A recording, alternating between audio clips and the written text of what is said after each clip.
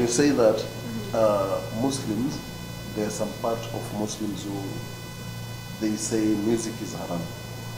And some Muslims, they agree that the Prophet listened to music in the weddings,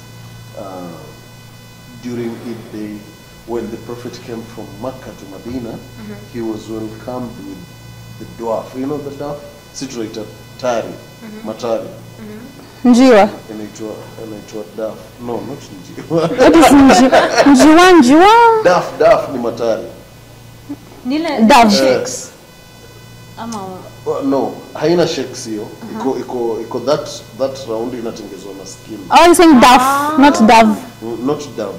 Okay. Matari. It's kind of drum. Yeah. But it's a small become mkono. Kuna hiyo kuna kubwa, kuna I think saizi in Kenya tuna nini kwa maulidi peke yake. Yeah.